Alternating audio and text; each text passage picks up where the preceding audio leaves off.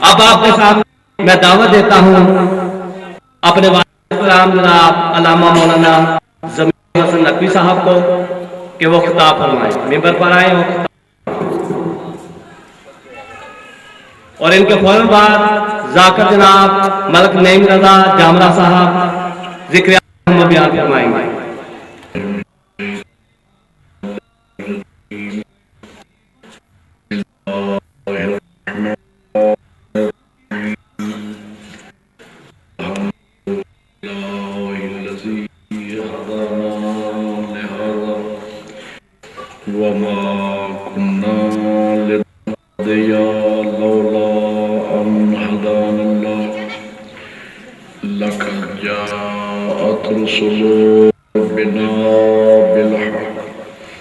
الصلاة والسلام على رسول المصدق المصطفى الأمجد والمحمود الأحمد أبي القاسم محمد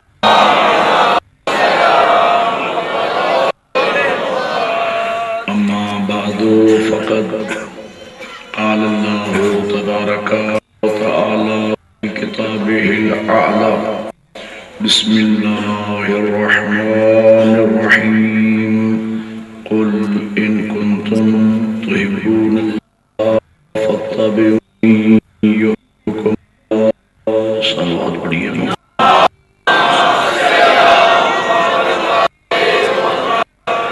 برادران ایمانی مواد ہے آج کی یہ مجلس سلسلے کی چھٹی مجلس ہے، اور میں نے قرآن مجید کی جس معروف آئے وفی ہدایہ کو سرنامہ گفتگو قرار دیا، اس میں خالق کائنات ارشاد فرما رہے ہیں میرے حبیب ان لوگوں سے کہہ دیجیے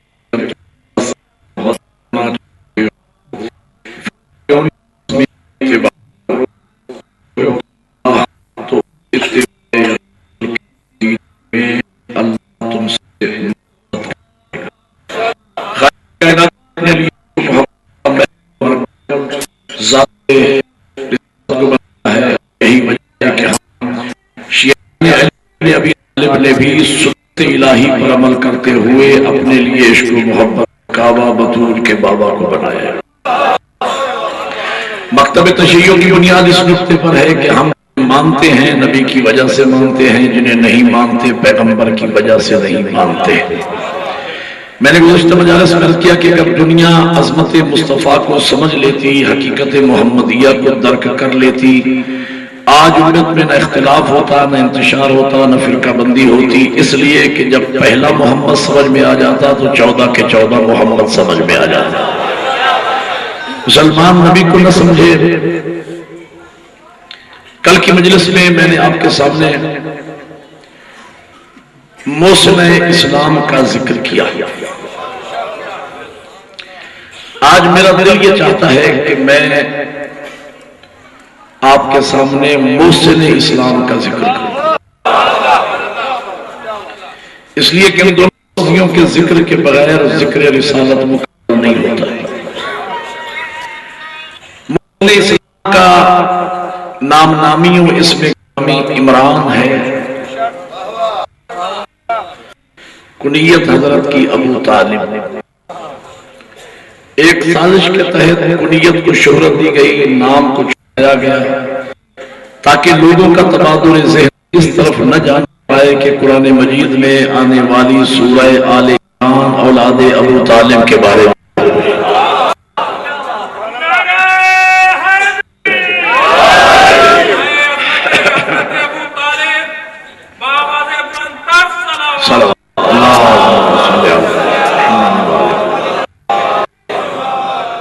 مسلمان بڑا مسلم شناس ثابت ہوا ہے۔ اس کی دلیل یہ ہے کہ آج سے 1400 سال پہلے نے تھوڑی دور تک نبی کو اپنے کاندھوں پر اٹھایا، وہ اٹھانے سننے کو آج یاد ہے، نعتوں میں اس احسان کا تذکرہ کیا جاتا ہے۔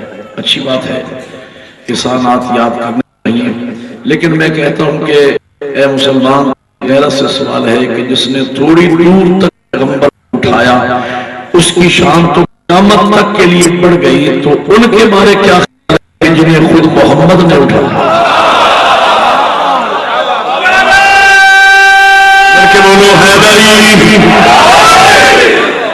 یعنی وہ احسان کو یاد ہے کہ جو کسی نے میرے نبی کو اٹھایا تھوڑی دور تک. اس ہستی کے بارے کیا خیال ہے کہ جس نے 4 سال کا محمد گود میں لیا, سب سے بچایا, سلایا, میرا شہید ہو جائے محمد بچ جائے. کسی شاعر نے کیا کہا, رہے جہاں میں محمد علی رہے نہ رہے. گرمی سے بچایا, سردی سے بچایا, بستر بدل بدل کے سلایا. پھر دیکھیں حضرت ابراہیم نبی کا کام یہ تھا, اسماعیل کے گلے پہ چھری چلا دے. اب اگر اللہ اسماعیل کو بچا جائے, بولو یار یہ سمجھ آتا, تو اس میں حضرت ابراہیم کے جذبہ ایثار میں تو کوئی فرق نہیں. اسی طریقہ ابو طالب کا کام یہ تھا کہ بستر شہادت پہ, بستر محمد پہ علی کو سلا دے. اب اگر اللہ بچا جائے تو ابو طالب جذبہ ایثار میں تو کوئی فرق نہیں. میں بلکہ یہاں تک کہوں, حضرت ابراہیم نے زندگی میں 1 مرتبہ اسماعیل کے گلے پہ چھری چلائی, جبکہ حضرت ابو طالب نے کم از کم 1000 مسلسل بستر شہادت پہ علی کو سلایا. میں کہتا ہوں اگر جذبہ ایثار ابو طالب دیکھنا ہے تو جذبہ ایثار ابراہیمی کو جب آپ 1000 سے ضرب دیں گے تو جو حاصل ضرب نکلے گا وہ جذبہ ایثار ابو طالب. ہاں, رہے ہمیشہ اسی فکر میں ابو طالب, رہے جہاں میں محمد علی رہے نہ رہے. دیکھیں انسان کی جان پر جب بناتا ہے تو انسان مال قربان کرتا ہے, اولاد پر اگر بنائے تو انسان جان قربان کرتا ہے, اولاد کو بچا لیتا ہے. لیکن اولاد وہ میٹھا میوہ ہے, اولاد وہ میٹھا پھل ہے کہ انسان میری طرف دیکھتے رہے مومنین آ رہے کہ انسان اولاد کو کسی شے پہ قربان نہیں کرتا. سمجھ آ رہی میری بات؟ اولاد کو کسی شے پہ قربان, اولاد پہ ہر شے قربان ہو جاتی ہے, اولاد کو کسی شے پہ قربان نہیں کرتا. ایک چیز ہے جس پہ اولاد بھی قربان ہو جاتی ہے اور وہ ہے انسان کا عقیدہ. بولو نوجوان بیٹھے میرے سامنے, عقیدہ ایسی چیز ہے, عقیدہ ایسی پتہ ہے کہ عقیدے انسان مال بھی لٹا دیتا ہے, بھی قربان کر دیتا ہے, اولاد قربان کر دیتا ہے. سرکار عمران بستر محمد پہ, بستر شہادت پہ علی کو سلا کے اپنے عمل سے بتایا ہے, یاد رکھنا محمد میرا بھتیجا نہیں, محمد میرا عقیدہ ہے. مل کے بولو بڑی مہربانی, مل کے بولو.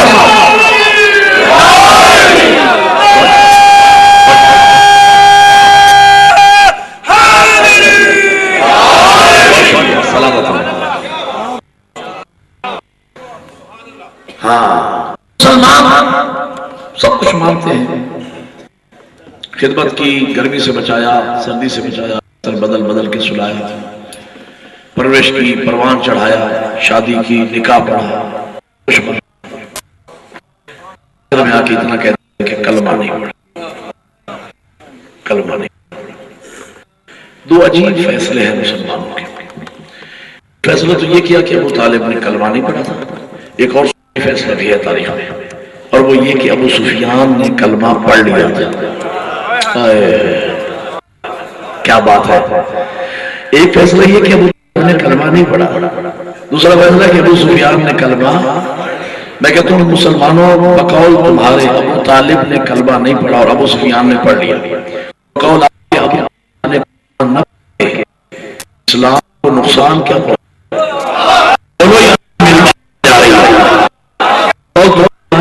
کلمہ نہ پڑھ کے اسلام کو نقصان کیا پہنچایا, اور جس کے کلمے فخر کرتے ہو نے کلمہ پڑھ کے اسلام پیدا کیا پہنچایا.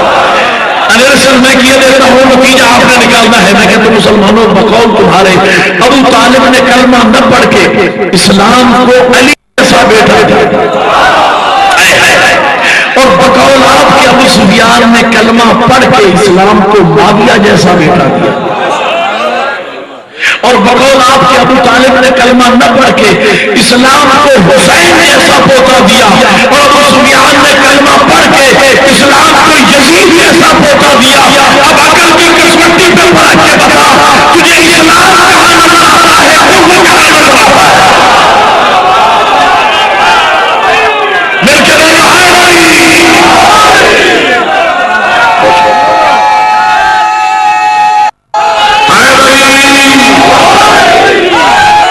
تمہیں اسلام اور کفر کہاں نظر آتا ہے؟ میں کہتا ہوں یہ ابو طالب کے دو لخت جگر، علی و بطول کو، علی و حسین کو، ابو طالب کے دو لخت جگر علی و حسین کو اگر تاریخ اسلام سے نکال دیا جائے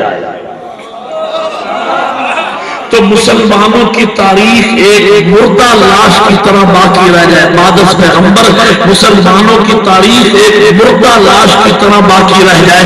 یہ میں نہیں کہہ رہا، ایک عظیم مسلم اسکالر نے کہا اسلام کے دامن میں بس دو ہی چیزیں ہیں، ایک ضربہ اللہ، ایک سجدہ جلیل۔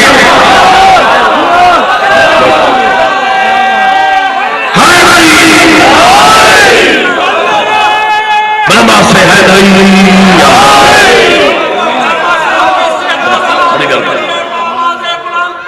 صلی اللہ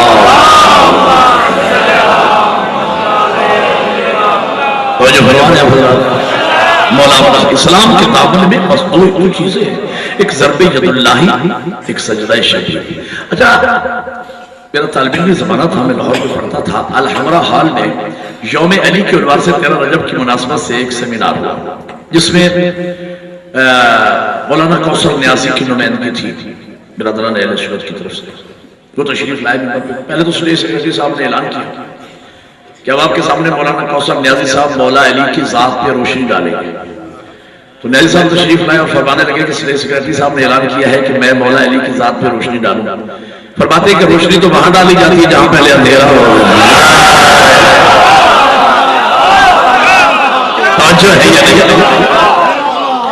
اور جو پہلے ہی سے نور نلا نور ہو وہاں میرے جیسا جاہل طالب علم کیا روشنی ڈالے گا۔ اگلی دو باتیں ہوں گی بڑی خوبصورت۔ فرماتے ہیں کہ علی کی عظمت کے لیے اتنا ہی کہنا کافی ہے کہ علی حسین کا بابا۔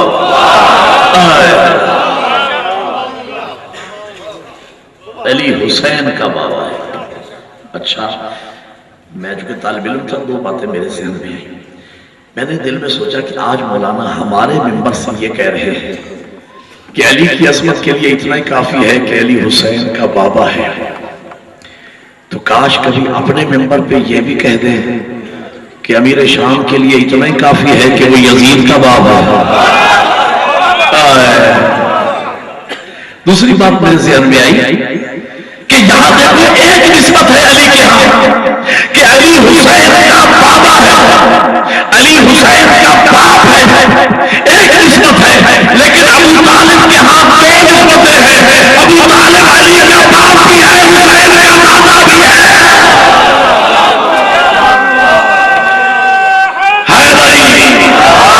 تو یہ نسبتیں مسلمانوں کو ابو طالب کے بارے میں نظر کیوں نہیں آتی؟ کہ لگے سب کچھ کیا، خدمت کی، پروان چڑھایا، شادی کی، سب کچھ کیا، پر کلمہ نہیں پڑھا تھا۔ میں نے کہا بھائی کلمہ نہیں پڑھا تھا، نکاح تو پڑھا تھا۔ کیا بات ہے؟ اچھا یہ مانتے ہیں کہ نکاح پڑھا تھا۔ بھائی جب نکاح پڑھا تھا تو نکاح، اچھا خطبہ نکاح بھی قرآن میں موجود ہے، اس میں کتابوں میں موجود ہے، برادران اہل سنت کی کتابوں میں بھی خطبہ نکاح جو سرکار عمران نے پڑھا وہ کتابوں میں موجود ہے، یہ مانتے ہیں۔ اور یہ کتابوں میں بھی ہے، میڈیا میں بھی آن دی ریکارڈ ہے۔ پروگرام ایک لگتا تھا ٹی وی پہ کسی زمانے میں نیلام گھر کے نام سے، پھر وہ طارق عزیز شو ہو گیا، تو میں نے خود وہ پروگرام دیکھا کہ کسی مومن نے یقیناً کمرشل بھیجا ہوگا اپنی کسی کمپنی کی طرف سے، ایک سوال کے جواب میں ٹی وی، سوال یہ تھا کہ بتائیں پیغمبر اسلام کا نکاح کس ہستی نے پڑھا؟ بہت سے لوگوں نے ہاتھ کھڑے کیے، آخر میں ایک بیٹھا ہوا تھا مولانا طارق حضرت، بڑا چالاک آدمی ہے، سیڑھیاں کراس کرتا ہوا مائک لے کے اس کے بعد بتائے نہیں کہ حضور کا نکاح کس نے پڑھا. اس نے کہا جی حضور کا نکاح حضرت ابو طالب نے پڑھا. تو باپ میڈیا میں بھی آ گیا، آن دی ریکارڈ ہے، اس میں کوئی دو رائے نہیں. 73 فرقوں کے علماء میں اس میں دو رائے. یہ مانتے ہیں کہ نکاح پڑھا، کلمہ نہیں پڑھا. ہاں ہمارے وہ مولانا فیض احمد مکھیالوی صاحب کی بلا جنہوں نے مبلغ اعظم اسماعیل کو شیعہ کیا تھا، وہ فرمایا کرتے تھے کہ جہاں یہ ہوں گے وہاں عقل نہیں ہوگا، جہاں عقل ہوگا وہاں یہ نہیں ہوگا. یہ کہا کہ کلمہ نہیں پڑھا تھا، یہ مان لیا کہ نکاح پڑھا تھا. اچھا نکاح ہوتا کیا ہے؟ میں اپنے ہاں کے نکاح کی بات نہیں کرتا، جنہیں حضرت ابو طالب کے ایمان کے بارے میں شک ہے، ان کی جو مانتے ہیں کہ نکاح پڑھا تھا. میں تو یہ دیکھتا ہوں کہ جب نکاح کا وقت ہوتا ہے ایک مولانا آ جاتے ہیں لال پیلا سر مال باندھ کے، اور وہ دلہا میاں کے پاس بیٹھ جاتے ہیں، اس کے سر پہ ہاتھ رکھ کے کہتے ہیں پتر کلمے نہ سنو. اچھا ہمارا ایک ہضم نہیں ہوتا، آپ نے 6 سنا دیا. کلمے اور کلمے پڑھنا شرط ہے. یہ مجھے تجربہ اس وقت ہوا، میں سکھر میں 15-16 سال دینی مدرسے میں ایز اے پرنسپل رہ کے آیا ہوں، اور میں نے آپ کو عرض کیا سندھی زبان میں بھی مجھے عبور حاصل ہے. تو وہاں بمرا فیملی رہتی ہے، بہت بڑی اور بہت بڑا ذمہ دار تھا ایک بمرا، اس کا بمرا فیملی سے تعلق رکھنے والے میرے دوست. تو وہ غیر شیعہ تھے لیکن میرے عقیدت مند تھے. وہ یوں کہ 5-7 سال میں اس عقیدت ہو گئی کہ وہ کہتے تھے کہ میں سائیں کا مرید ہوں. تو اس نے بیٹے کی شادی کی تو اس نے کہا سائیں مسلک مذہب جو بھی ہے میں نے اپنے بیٹے کا نکاح آپ ہی سے پڑھانا ہے. تو میں نے تو وہ نکاح پڑھنا تھا جو مجھے یاد ہے، تو میں نے نکاح پڑھ دیا. اگلے دن ولیمے پہ گئے تو وہاں جھگڑا ڈلا ہوا ہے کہ نکاح ہی نہیں ہوا. مولوی صاحبان آئے کہ نکاح ہی نہیں ہوا. شاہ صاحب نے تو کلمے نہیں پڑھائے. تو جب میرے پاس آئے تو میں نے کہا بھائی کلمے میں نے تو اس لیے نہیں پڑھائے، میں تو سمجھتا تھا یہ مسلمان ہے.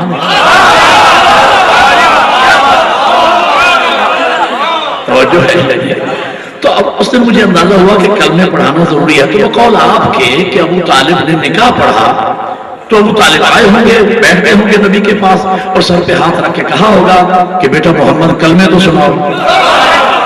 تو مجھے کہنے دیجیے ابو طالب اس دنیا میں صرف کلمہ پڑھنے نہیں آئے، آخری رسالت سے کلمہ سننے بھی آئے تھے. توجہ ہے کہ نہیں؟ تو کلمہ نہیں پڑھا تھا البتہ نکاح. اور وہ خطبہ نکاح جو سرکار عمران نے پڑھا سلطانہ اور جملہ سوئنہ، وہ خطبہ نکاح بھی موجود ہے کتابوں میں جس کی اطلاع ان لفظوں سے ہو رہی ہے الحمدللہ الذی جعلنا من ذریت ابراہیم و نسل اسماعیل. مالک تیرا حمد ہے کہ تو نے ہمیں ذریت ابراہیم اور نسل اسماعیل میں قرار دیا.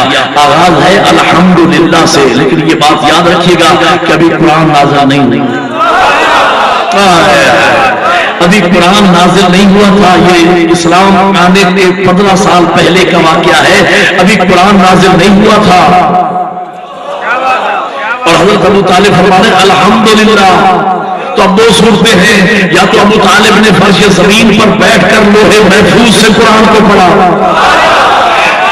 سر اٹھایا، اور یا دوسری سبب یہ سمجھ میں آتا ہے اللہ کو ابو طالب کی زبان سے نکلے ہوئے جملے اتنے پسند آئے ہیں لوگ میرے ایمان کا متعلق ایسے کریں گے ابو طالب گھبرانا نہیں، میں تیری زبان سے نکلے ہوئے انہیں جملوں کو قرآن کی پہلی سورہ میں رکھوں گا، اور اس سورہ کو ہر مسلمان کی پڑھنے کا نماز میں دن میں کم از کم 10 مرتبہ واجب قرار دوں گا تاکہ قیامت تک کے لیے جب تک مسلمان سورہ حمد کی تلاوت کرتے رہے تیرے ایمان کا اظہار ہوتا ہے. مل کے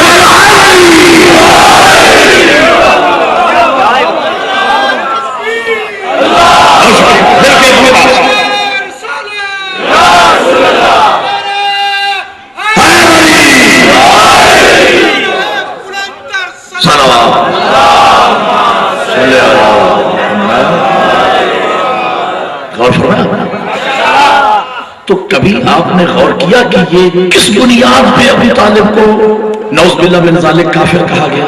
بیس کیا ہے، بنیاد کیا ہے؟ بیس میں اس کی آپ کو بتاؤں، یہ ایک ٹیکنیکل گراؤنڈ پر مسلمانوں نے خاندان نبوت کے بزرگوں کو کافر کہا، ٹیکنیکل گراؤنڈ۔ اب وہ ٹیکنیکل گراؤنڈ کیا ہوتا ہے یہ میں سمجھانے کی کوشش کرتا ہوں۔ اس زمانے میں ایک صاحب جسے راوی کہا جاتا ہے، راوی۔ اصل ظلم یہ ہے میرے دوستوں، میرے بزرگوں، میرے بھائیوں، ظلم یہ ہے کہ مسلمانوں کو کتاب پیاری ہے، راوی پیارا ہے، نبی اور اس کا خاندان پیارا نہیں۔ میں نے بات بڑی کہی ہے، آپ نے غور نہیں فرمایا۔ مسلمانوں کو راوی پیارا ہے، راوی عزیز ہے، کتاب عزیز ہے۔ یہ فلاں کتاب میں لکھا ہے، اب وہ غلط تو نہیں ہو سکتا، فلاں صاحب کہہ رہے ہیں وہ غلط تو نہیں ہو سکتا، فلاں جگہ لکھا ہے۔ راوی عزیز ہے، کتاب عزیز ہے، نبی عزیز نہیں، نبی کا خاندان۔ یہ مثال ایسے ہی ہے،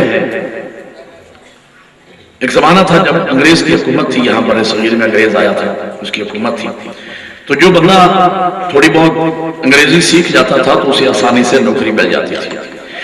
ایک بندے کو اس نے انگلش تھوڑی بہت پڑھ لی تو اسے کسی شہر میں انگریز نے نوکری دے دی، وہ اپنے شہر میں چلا گیا۔ تو نوکری کے سلسلے میں اتفاق ایسا ہوا کہ ایک دفعہ 5-6 مہینے مسلسل اسے گزر گئے، لیکن وہ گھر نہیں آ سکا۔ تو ایک دن اس کی بیوی نے غصے میں آ کے گھر میں بیٹھے ایسے کہہ دیا کہ مجھے تو یوں لگتا ہے کہ جیسے میں تو بیوہ ہی ہوئی۔ یہ جملے ایک نوکرانی نے سن لیے جو جھاڑو دے رہی تھی، سیدھی سچ اس نے جھاڑو وہیں رکھا، وہاں سے دوڑی سیدھی۔ اس دور میں انفارمیشن کا سب سے زیادہ اور سب سے بڑا ذریعہ وہ نائی ہوتا تھا کہ جو لوگوں کو خوشی اور غمی کی جا کے اطلاعات پہنچایا کرتا تھا۔ یعنی وہ یہ زمانہ تو تھا نہیں موبائل کا سسٹم یا کوئی پی ٹی سی ایل وغیرہ یا اس قسم کے کوئی فاسٹ کمیونیکیشن کا نظام نہیں تھا، تو وہ نوکرانی فوراً اس نے جھاڑو وہیں پہ رکھا اور سیدھی نائی کے گھر پر اور جا کے کہا کہ بڑی بری خبر ہے اور بڑی مصیبت ہے کہ صاحب تو ہیں فلاں شہر میں اور ان کی بیوی جو ہے وہ بیوہ ہو گئی، آپ مہربانی کر کے جلدی پہنچیں اور صاحب تک اس بات کی اطلاع پہنچائیں۔ اس کا تو کام ہی نہیں تھا، وہ نایا دھویا کپڑے پہنے، اس زمانے میں پتہ نہیں سائیکل بھی تھا یا نہیں، بہرحال وہاں سے وہ چلا کچر پہ یا کسی چیز پہ بھی وہ چلا اور دوسرے دن جا کے اس شہر میں جا پہنچا اور ڈھونڈتا ڈھانڈتا ہوا وہ اس آفس میں پہنچ گیا کہ جہاں وہ صاحب نوکری پہ لگے ہوئے تھے۔ اور جیسے وہ آفس میں داخل ہوا تو صاحب نے دیکھا کہ یہ تو وہ نائی ہے، اس کے پاؤں کے نیچے سے زمین نکل گئی۔ اس نے کہا خیر نہیں ہے، یہ جو نائی آیا ہے خدا خیر کرے۔ اب اس نے پوچھا کہ آپ کیسے آئے ہیں، خیریت تو ہے؟ اس نے کہا صاحب اگر خیریت ہوتی تو میں نے آنا تھا۔ میں ایک بات سمجھانا چاہتا ہوں، خیریت ہوتی تو میں نے آنا تھا۔ اب اس کے ذہن میں مختلف تصورات کہ پتہ نہیں بابا مر گئے ہیں، ماں مر گئی ہے، بہن مر گئی ہے، بھائی مر گیا ہے، بیوی مر گئی ہے، گاؤں مر گیا ہے، یہ اطلاع جو لے کے آیا ہے اور کہتا ہے خیریت نہیں ہے۔ تو پوچھا کہ بھئی آخر جلدی بتا تو صحیح معاملہ کیا ہے؟ اس نے کہا صاحب معاملہ بڑا غضب ہو گیا، آپ کی جو بیوی ہے نا وہ بیوہ ہو گئی۔ تو سر پر کڑک بیٹھ گیا، کافی دیر تو ہوش و حواس اس کے قائم نہ رہے۔ تھوڑی دیر کے بعد جب ہوش و حواس قائم ہوئے اس نے رجسٹر سے کاغذ پڑھا، اس کے اوپر درخواست لکھی، بخدمت فلاں افسر جناب علی مدبانہ گزارش ہے کہ میری بیوی بیوہ ہو گئی، لہذا میری 1 مہینے کی چھٹی منظور کی جائے۔ نیچے دستخط کیے اور وہ درخواست لے کر اپنے صاحب کے بڑے آفس میں پہنچ گیا اور اجازت مانگنے کے بعد پہنچا اور جا کے درخواست صاحب نے پیش کری۔ صاحب نے درخواست پڑھی، لکھا تھا کہ میری بیوی بیوہ ہو گئی ہے، مہربانی کر کے مجھے 1 مہینے کی چھٹی دی جائے۔ نیچے دستخط بھی تھے۔ اب وہ بار بار اس درخواست کو پڑھتا انگریز، پھر اس کی طرف دیکھتا، پھر درخواست کو دیکھتا، پھر اینک اتار کے اسے صاف کرتا کہ ہو سکتا ہے مجھے سمجھ نہ آ رہی ہے، اور جب اس نے دیکھا کہ تحریر تو بالکل صاف ہے تو پھر وہ کہتا کہ یار میری بات سمجھ میں نہیں آتی کہ تو میرے سامنے زندہ و سلامت کھڑا ہے تو تیری بیوی کیسے بیوہ ہو گئی ہے؟ تو وہ جواب میں کہتا ہے کہ بات تو صاحب میری سمجھ میں بھی نہیں آ رہی، لیکن میں کیا کروں، نائی بڑا معتبر ہے۔ جو انفارمیشن لے کے آیا ہے وہ نائی بڑا پکا ہے، وہ جھوٹ نہیں بول سکتا۔ معاملہ یہی ہے مسلمانوں کے ہاں.